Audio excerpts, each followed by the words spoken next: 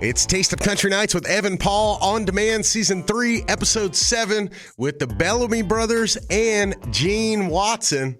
Y'all think you'll ever get into the Country Music Hall of Fame? I don't know. Who knows? I don't even guess at the Hall of Fame or any of that. We don't lose a lot of sleep over it. Yeah, it's because I wouldn't want any more work than we've got. I think we need to get Gene. Hey, I always tell people, hey, I'm not going to lose sleep over it either. But if they're going to put me in there, I hope they do it while I'm alive. And then I don't care. Yeah, because there's a few fringe benefits to doing that. Right.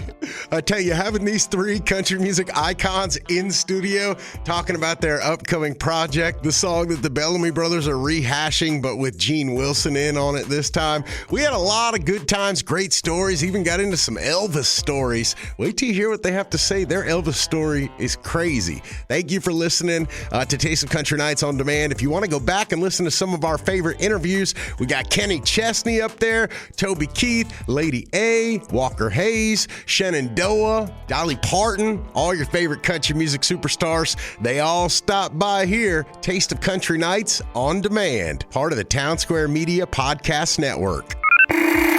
Taste of Country, Evan Paul hanging out here with Gene Watson and the Bellamy brothers. Now, tell everybody why you guys are together right now.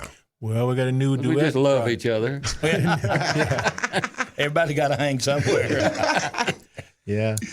Now we got a new duets project we did together, and we think it sounds pretty good. We'll see what everybody else thinks about it. So that's what we've been out promoting today. Yeah. Now, what made you guys decide to go with "Forever Ain't Long Enough"? Like, it's kind of like a deep album cut to re-record, and what made you decide to get Gene on it? We talked about cutting something with Gene. We wanted to do it for a while now, and we just thought and looked back in the catalog and at everything, and we thought that song would work real well. So this song we've always thought was a great country song that we never could get our label to release on us years back. In the original version, we actually had the Jordanaires singing background on this. Yeah, the very first version we did. And we were just saying, hey, we're going to get a real country song release, but they never would do it for some reason or other. So, we've had our own label since 91 or 2, so we kind of at the point where we do what we damn please now. So we decided to get Gene to sing with us and make it a bona fide country record. How'd you get the call, Gene? When did you find out about it? Actually, a boy that plays in their band, plays bass, got in touch with me. We'd been longtime friends too. And of course, we worked shows together for a long time, and Randy Hall actually texted me and said that, asked me would I be interested in doing a song with Howard and David, and I said absolutely, and so it took off right there. Then I talked to David, and we finally got together, and they sent me the tracks and everything. We started working it together, and then went on to the video, and I just felt extremely flattered. I've always admired what they do, and they're so good at it. And I thought, well, for me, being a straight-ahead traditional country singer, to blend in with that, who knows? It could be, real good for both of us. And actually, I think it turned out that way. It did. I agree. Now, according to Wikipedia, a young Vince Gill sang background vocals on the original album.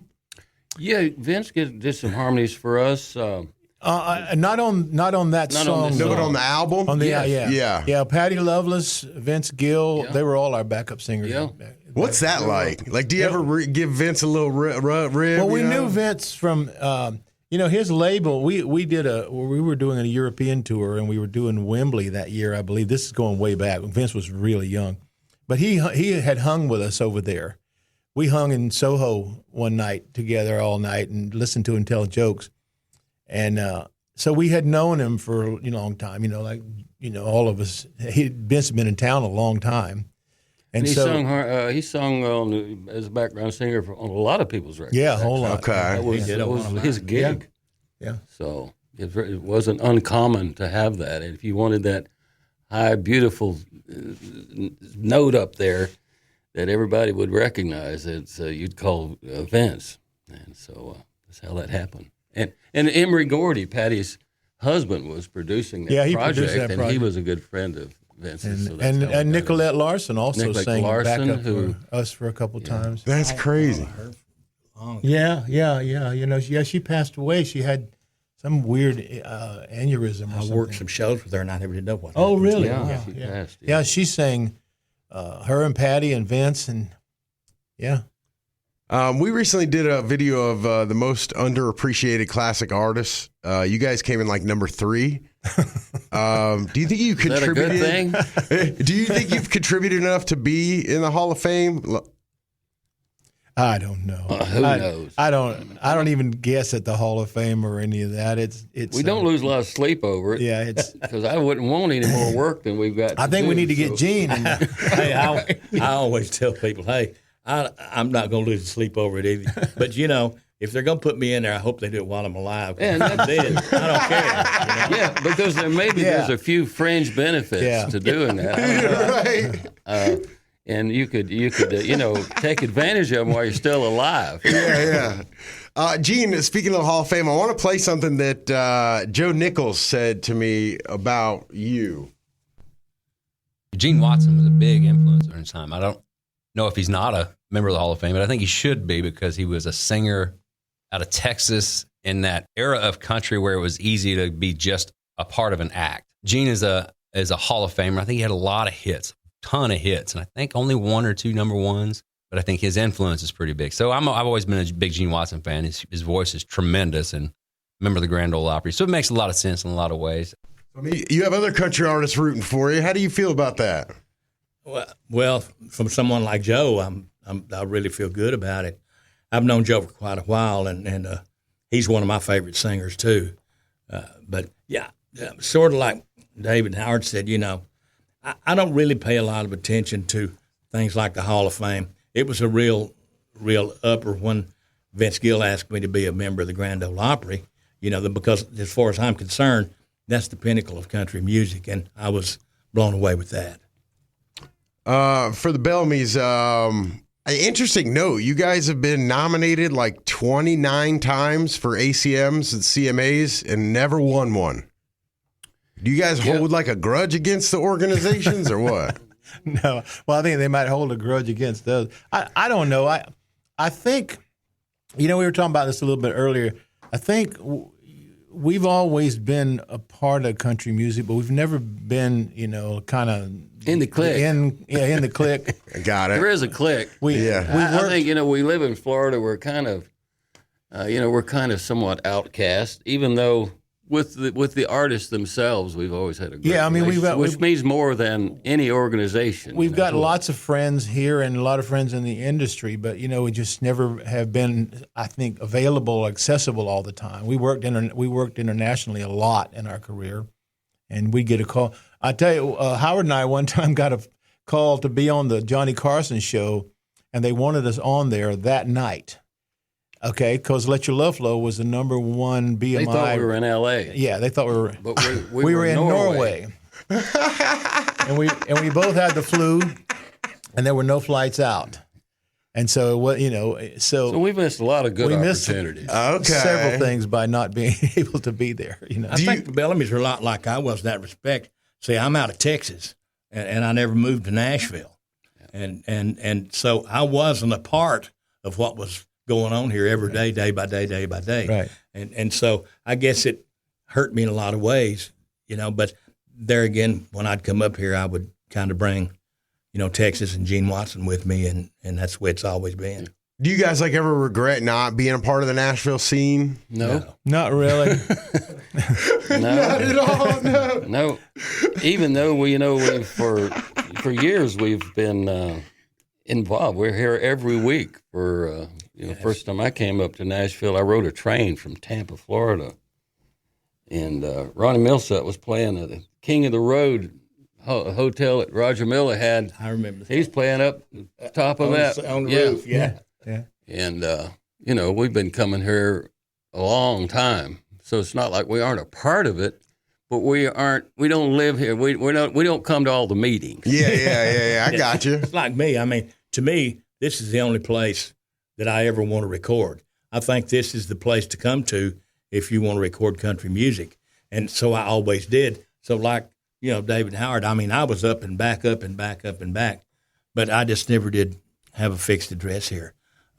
I always recorded here after I got my first major recording contract. And so even though I wasn't a part of the Nashville clique, I didn't want to be. Did y'all ever get to kick it with Elvis? No, we actually never met Elvis. Got an Elvis story though. Let's hear it. Yeah. Well, I don't tell the story a lot because it sounds like a lie, but we did put it in our book. So I guess It's out there. Howard and I had been in Europe for we did 60 shows in a row in Germany, and came home, took our guitars to our guitar maker there. We were living in L.A. at the He was time. fixing our guitars up. Walked in, heard that Elvis had died, and so like everybody else was, oh man, this is crazy. Go home, watching on TV. Everybody get a call the next day from his producer, and who found our number through our agency. He called and he said, I hate to tell you this, but he said Elvis was recording your song. He was in the process of doing that when he went out, and so we never had the vocals done. But he said he loved that song, and I'm sitting there. Now I'm sick at my stomach, and so he was cutting this song that I had written called Misunderstood, which was kind of a 50s. It's on our old album as well. Same. And he said, but I'm going to. What's his producer? Felton Jarvis. He said, but I'm going to cut it on Carl Perkins. He said, Carl's going to take the track and cut it, which I was so thrilled because I actually, next year at the ACMs, I got to meet Carl and thank him and talk to him about it, but it's great. But just within a few days of him passing away and then him calling me and say, well, I had a cut on Elvis, but he's gone. Oh, man. So we've always been that close to everything. Yeah. The song, if you dig through your guys' catalog, there's some fun songs in there. Obviously, you know that. You guys took some chances, get into reggae, cowboy, country rap. You guys were ahead of the game. Do you think the response would be the same if that was put out now than it was in the 80s? People have actually said, "Oh, Bellamy started country rap and country music." I was making fun of it. I don't like rap. That song was a joke. That's really what it was. Wow. We did it as a joke because I think rap. And that was also most rap is pretty crap. Country rap. Yeah. So you guys did it as a joke. Let's make fun. And did you plan? Because rap was coming out, and we were going, "Oh yeah, this will last for 10 minutes." So I was like, "Hey, well, Billy's talking about turning," because there were country guys doing what they used to call talking blues. I'm sure you remember. That was way years before rap. It's not a new genre really. Yeah. But that was really a joke. Gene said earlier, we have been out on the edge before. Yeah. And Old Hippie, it was a number one. Maybe your career song, would you guys say? Yeah, Old Hippie was good for us. A real edgy song too. Yeah. Do you feel people will be afraid to write and record it today? Well, in many ways, things have progressed. In many ways, things have regressed. Yeah, it's weird. Yeah. But Old Hippie was very good to us. We actually have a medical marijuana deal because of that song in the state of Florida with this big dispensary called True Leave that they carry our product, the Old Hippie Stash, and have had since COVID now. That started during the COVID thing. So that song has, it opened a lot of doors in a lot of ways, to another group of, there's a lot of hippies. People don't realize it. Yeah. And there's a lot of wannabe hippies. Yeah. Closet hippies. Yeah. What was the immediate response to that song in the day that it was put out? It was really good. In fact, I was surprised. I wasn't going to cut the song. I had played it for Howard, and he said, "Oh, I love that." He said, "We got to do that." So then we took it. We were to Jimmy Bowen. We were cutting with Jimmy Bowen at the time. I thought, and he was a closet hippie. We didn't know it. Okay. Yeah. We used to bring Bowen weed to mellow him out before a meeting. Then he wouldn't lie to you because he'd lie otherwise. Why do you think there was a lot of closet hippies in country? There still is to this day. Because it was illegal. Okay. In the closet. Yeah. But things are out in the open more these days, and people realize that we're not crazy, and what was that old movie? The original hippie movie. Reefer Madness? Reefer Madness. Yeah. They realized, that obviously wasn't true. That stuff wouldn't happen to you. But throughout your career, I mean, I think there's times that you have to kind of step out on the edge, and take a chance.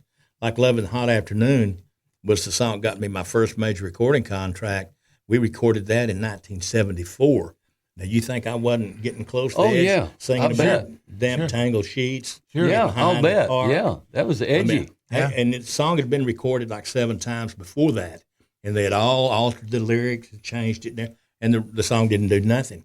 And so I decided, well, I'm going to sing it just like it was written. Yeah. Vince Matthews and Kent Westbury wrote that. And that's a great song. I let it go, and I didn't hear but one radio station that didn't play the song. And it turned out to be number 4 for the entire year, 1975. Wow. Hey, living dangerously. Yeah. But people could relate to it. Yeah. But like Howard was talking about a while ago, sometime in that era, sometimes you could get away with or have deeper lyrics than you can now even, Like now things are more suppressed in other areas, but, because you couldn't have lyrics weren't as rehashed as they are. Mel Tillis had, I had the horse and you got the saddle and all that, and Tipper Gore came out and was on his butt and ours because we did Beautiful Body. They were trying to ban lyrics like that back then. They were actually mentioned on Meet the Press because of that. I want to talk about that song. So if that song was put out today, do you think it would be like, oh my God, you cancel them right away? Probably. They cancel everything else. Yeah, well, like the song I had, Where Love Begins. Yeah. Seeley called me, Jeannie Seeley called me that day and said, I was playing that song on my show, and she said, I just figured out what that song means. Glad it took a while. Otherwise, I can't do this. I just realized what it means. On your song, Gene, 14 Karat Mind, you almost didn't record that, right? It was like the last thing in a box of demos on a reel-to-reel? Yeah, it was the last song I was going to record on an album. And really, I probably had enough to put on the album, but I really needed a blockbuster. And I listened literally to songs till my ear was falling off. And that was down at the bottom of the box. This during the cassette days, and when I got to it, it was on a 7.5-inch reel, and I had to drag out the old recorder and thread it up and all that. But the minute I clicked it on, Dallas Frazier was doing the demo on it. Oh, wow. He wrote it, of course, Dallas Frazier. I knew I'd found my song, and we went in, and Pig Robbins and me, we hammered out a number one with it. Did you ever think like you could have changed the course of your whole career had you not hooked up the reel-to-reel machine that day? Oh, yeah, definitely. Because I knew that was a song that everybody would listen to. It's just got a groove, and whether you're country or not, it's got a beat, it's got a groove that people just listen to. If you had to choose a country star today to re-record that, who would you pick? Oh, I'd hate to pick anyone. I don't know half of them that's out there.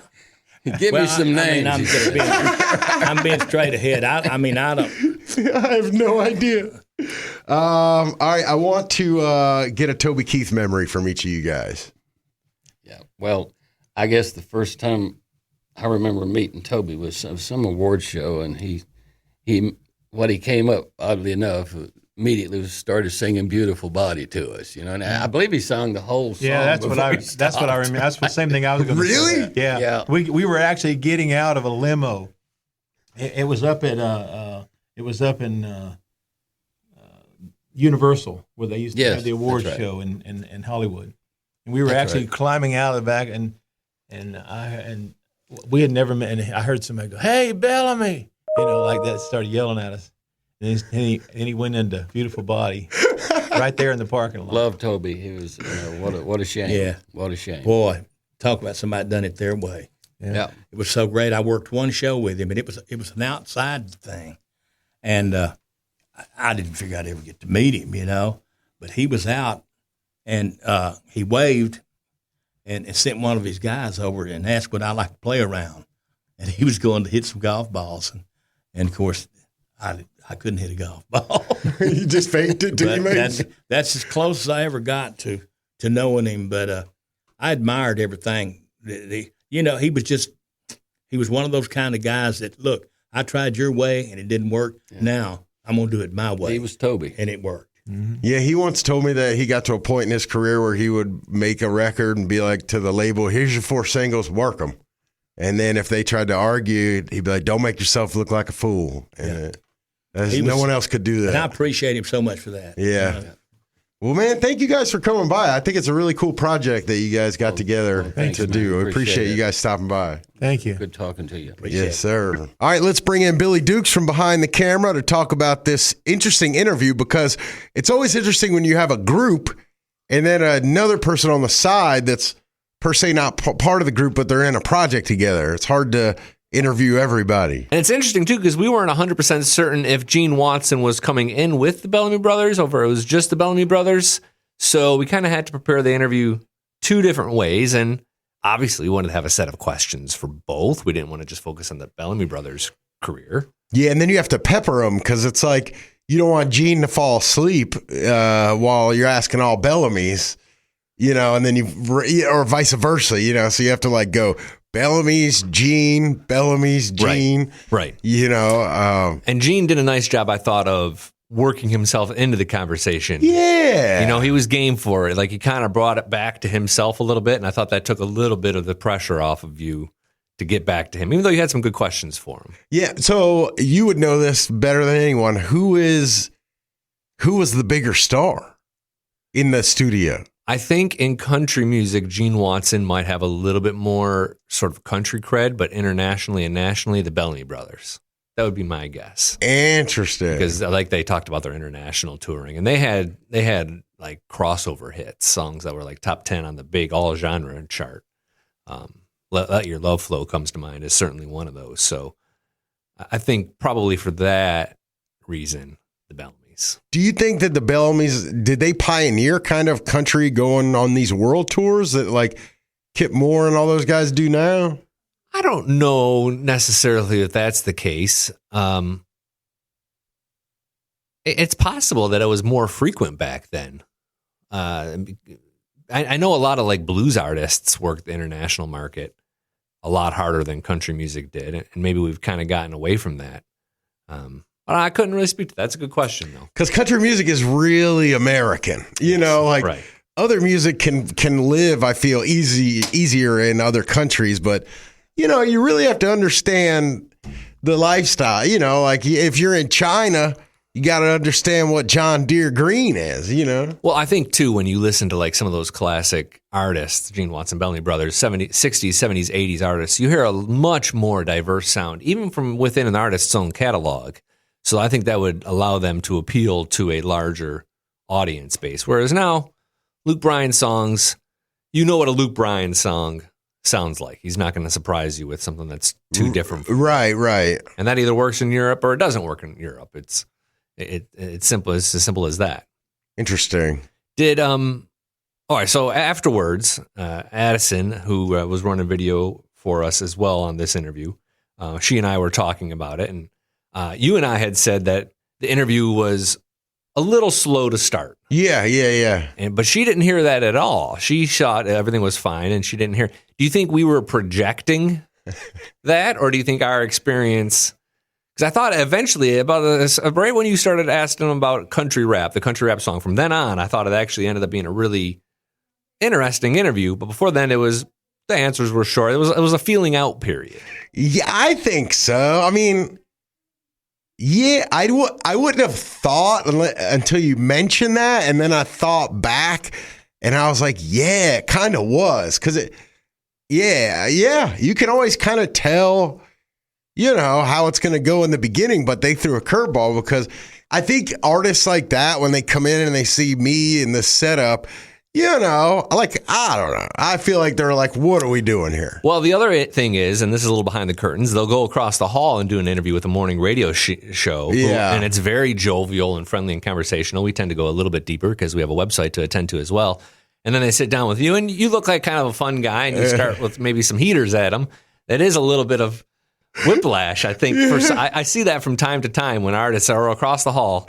Colby Collier was another artist who came when she sat down, and then you started asking some questions. She's like, "Wow, you got all the questions." Really? And I thought the questions were fine. It's just it wasn't what she was expecting necessarily. Yeah. Well, listen, most of the questions come from Billy Duke. So the funny thing about I'm going to make you nervous now. Well, the funny thing about our situation is that it's hard to explain, but the way you write questions probably doesn't sound like I'm going to ask that question. To be fair, I don't really know if this probably doesn't translate. So I don't know. Well, I think the one question, like you threw a heater at him with the 0 for 29 in the nominations. Yeah. And I thought when you said that, I was like, ooh, I hope they're cool with this. I hope this doesn't. Well, when I said that, I was like, I have to come back around fast and be like, are y'all pissed at him? Yeah. Instead of the tone of, man, the CMAs and the ACMs, that's what country is built on. Right. And y'all been nominated 29 times and never won. Instead of doing it that way, I wanted to come back around and be like, what do you think about these people that aren't voting for, and I think that they accepted that more.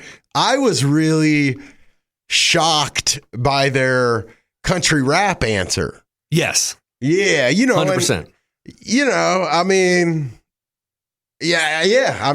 From what he said and how openly candid they were about their hatred towards rap music, it was like, geez. Well, that was interesting. We did some research on that song, but I think unless you were kind of living in that moment, this is 1986, 87, and paying attention to interviews with them, and there's not as much sort of recorded media from that era to kind of go back to and research to find out what they truly felt of it, because he's right. I mean, if you look that song up, it's listed as like the pioneering song for this marriage of country and rap. You would have thought they did that with the intention of being especially given that they're kind of an all genre band. Yeah. Definitely not the case. Like, do you know another band that had success, another group that had success like that, non-country in the 80s and 90s? I've heard of these kind of incidents where, I can think of a tangent example, but who are you thinking of? Beastie Boys, yeah, Brass Monkey. What? And the basic aura of the Beastie Boys in general was they're just a couple Jewish kids from New York.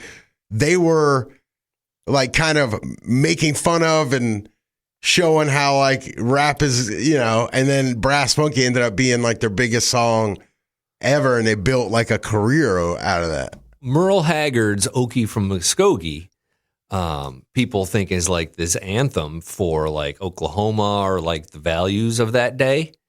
And he wrote it tongue in cheek. Like he was writing a satire of it all. Wow. And it ended up becoming the exact opposite. And then I think even like in later years, it kind of sounds like he kind of leaned into how fans have kind of interpreted, because it talks about like it disparages like pot smoking. Well, Merle Haggard wasn't adverse to taking a puff here or there, You know what this also reminds me of nowadays, current is, I think it's George Burge, Beer, or who did Beer, Truck. Beer, Truck, right. Yep, that was George Burge. Yeah, he was like making fun of it, and then it kind of like got into like a huge song for him. Yeah, that's a good point.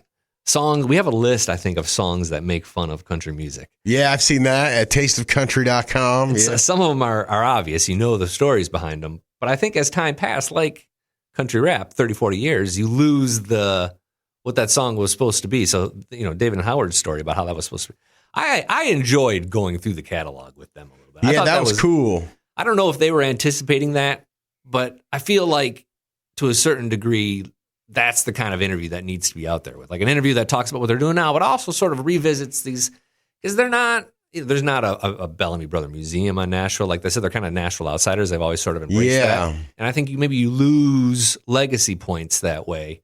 So if someone listens and they're like, wow, Bellamy Brothers, they had all these hits, maybe they should be in the Hall of Fame, and they kind of go down that track. I think that was fun. I hope we did them a service in that regard. Yeah, and getting that Elvis story out. I know he said they wrote it in some book that they wrote, but getting that out to the masses to me is cool. Like I think that's really cool. That was a good question. I mean, that was just a throwaway question too. Yeah, I didn't even ever met Elvis. I was like, where did that come from? And then boom, we had a story. Well, so the way that I didn't have that written down on my paper. Right. And I was literally doing the math in my head while one of them was talking.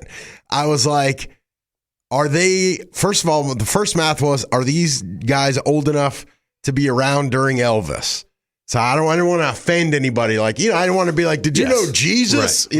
Right. Right. So Did you ride a horse to school? Right. So I remember in my research, I saw that one of them was born in 1945. Mm-hmm. So I was like, Elvis died in 60s, 70s. So they had to have been in their 30s. And then I was like, I'm going to ask it. So that's what brought me the Elvis thing. And I didn't think there would be anything, but I just wanted to make sure I wasn't offending him, but by being like, you owe Jesus a quarter, like that. Old Hippie was another song they talked about, and I don't know if you're familiar with that song, but it talks about Vietnam from the perspective of a Vietnam soldier. And just my father-in-law loves that song because he's a Vietnam vet, and he hears himself in that song, and he does not like country music, but I think that's how the Bellamy Brothers in particular touched a lot of people outside of country music in sort of an individual way. But I think we're maybe not giving enough credit to how Gene Watson did the same. I just wasn't as familiar with it. Didn't have those personal anecdotes like I did with the Bellamys. Yeah, and I thought it was cool. It was like a time machine talking to the Bellamys. They were throwing the word hippie around like I've ever used that in my life. They were like, and there still are some hippies out there now. And I'm trying to think they were saying pot smoke. Yeah, it took me a minute. I'm like, whoa, how would my grandfather refer to someone as a stoner? And then I was like, okay, a hippie. Right. But they're still in that era in their mind, which is great. I bet you those guys would be fun to. Yeah. Just off mic talk. They got some stories. They got their own line of medical marijuana. They're probably busting out. It's probably just a. There's probably, back in those days, it was probably an S show, just all day. No media, no social media. Oh, no, yeah. I mean, anything probably went. Yeah. Two good artists. So I'm glad we accepted that interview. That was fun. And it was a chance chance to really, I think, learn more about maybe some classic artists that both of us, I think, weren't necessarily encyclopedias of. Yeah, I mean, we basically had 240 years of knowledge sitting in front of us. You're doing that thing like the auto mechanic does. Yeah. We have 120 years experience. Yeah. Your mechanic only has one of those years. Right. But that old lady behind the deck, she's been the receptionist for 65 years. So you add those together, and we've been in business doing great things this long. Yeah. Yeah, so no, I mean, there's a lot of experience in life there. Well, hopefully they come back.